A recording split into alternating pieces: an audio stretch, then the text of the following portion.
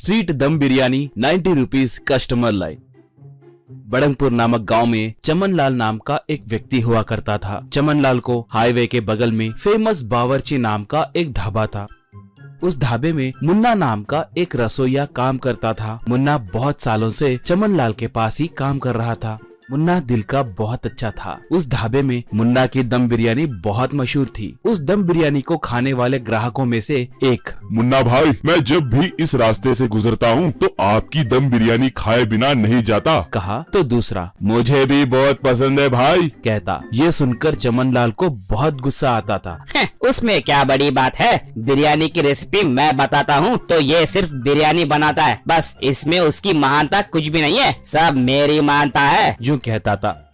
उतना ही नहीं, चमनलाल मुन्ना को वक्त पे पगार दिए बिना उसे बहुत सताता था। कभी कभार मुन्ना की तबीयत खराब होके वो ढाबे को काम पे नहीं आता तो चमनलाल उसके पगार में से पैसे काट लेता था। ऐसे उसे आए दिन कोई ना कोई बहाना बनाकर सताते रहता था। एक बार मुन्ना चमनलाल के पास आकर, चमनलाल जी, मेरे बेटे की तबीयत ठीक नहीं है, कुछ एडवांस है तो दीजिए ना, कहा तो चमनलाल, क्या एडवांस दूं? पहले ही तुम 2 महीने का पगार एडवांस में ले चुके हो, अब और एडवांस चाहिए क्या? अरे जाओ भाई जाओ, जाकर ग्राहकों को देखो, कहा। मुन्ना दुखी होकर वहाँ से चला गया। ये सब दूर बैठकर बिरयानी खा रहा राखी नाम का एक ग्राहक देखकर वो एक निर्णय को आया। अगले दिन वो मुन्ना से मिलकर, मुन्ना, तुम ऐसे और कितने दिन काम करोगे? तुम ही खुद का होटल क्यों शुरू नहीं करते? कहा तो मुन्ना, श्रीमान, होटल खोलने के लिए निवेश की जरूरत होती है ना, उतने पैसे मेरे पास कहाँ हैं, कहा। राखी तुरंत, मैं वो पैसे दूंगा, तुम होटल शुरू करो, कहकर थोड़े पैसे निकालकर मुन्ना के हाथ में थमाया।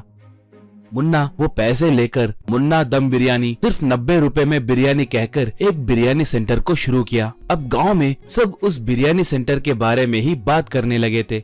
सिर्फ 90 रुपए में ही बिरयानी बोले तो सुबह सुबह 7 बजे ही लोग उमड़ कर आने लगे। मुन्ना खुशी खुशी सबके पास से ऑर्डर लेने लगा। उसके पास काम करने वाले सबको बिरयानी देने लगे, मगर अब भी मुन्ना के दिल में हलचल होने लगी थी। इतनी बड़ी लाइन, क्वालिटी कम नहीं हुए जैसे देखना होगा, कहकर सोचने लगा। थोड़ी देर के बाद और भी लोग आकर बिरयानी के लिए लाइन में खड़े हो गए। उसी समय महेश नाम का एक व्यक्ति बिरयानी खाते हुए एकदम से बिरयानी के थाली को जोर से जमीन पे पटक कर जोर जोर से पुकारने लगा, अरे ये बिरयानी में बाल, क्या यही है आपके स्टैंडर्ड्स? कहते ही लोग एकदम से महेश की ओर देखते हुए एक दूसरे को देखकर बिरयानी खाना छोड़ दिए।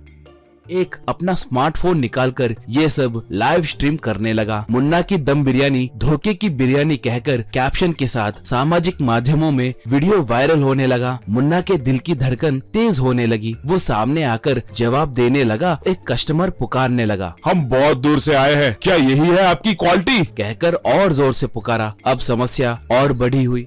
उस इलाके का एक नायक अपने आदमियों के साथ आकर मुन्ना से पूछने लगा, लोग तुम पे भरोसा करके आ रहे हैं, तुम ही ऐसे किए तो कैसे भाई? तुम्हारे बिरयानी सेंटर को बंद करना पड़ेगा, कहकर आदेश दिया। मुन्ना खामोश होकर सर झुकाकर सब सुनने लगा, मगर मन ही मन में बहुत रोने लगा था। ये मुझ पर किसी का वार है, मेरे बिरयानी सेंटर का नाम बदनाम करने के लिए कोई कोशिश कर रहा है, कहकर सोचा। इतने में एसआई आनंद उस बिरयानी सेंटर को आया। काम वालों को लाइन में बिठाकर उनसे पूछताछ करने लगा। उन्होंने कोई गलती नहीं की है कहकर, सिर्फ स्वच्छ पदार्थों का ही इस्तेमाल किए हैं कहकर, सावधानी परख कर ही सब किया है कहकर ऐसे समझ गया। वो तुरंत इंक्वायरी करना शुरू किया। उसके बाद इन सब के पीछे चमनलाल का ही हाथ है कहकर, ये सब उसी ने करवाया है कहकर एसआई को समझ में आ गया। वो तुरंत महेश और चमनलाल को ले जाकर जेल में डाला। अगले दिन मुन्ना के बिरयानी सेंटर के सामने लोग फिर से उमड़कर आके लाइन में दिखे। उनमें से एक व्यक्ति, मुन्ना भाई, अब से आप पे इज्जत और बढ़ गई है, आपने कोई गलती नहीं की है कहकर साबित हुआ है, इसलिए अब से हम यहीं पर बिरयानी खाएंगे, कहकर बोला। यह सब सुनकर मुन्ना मंद मंद मुस्कुराने लगा।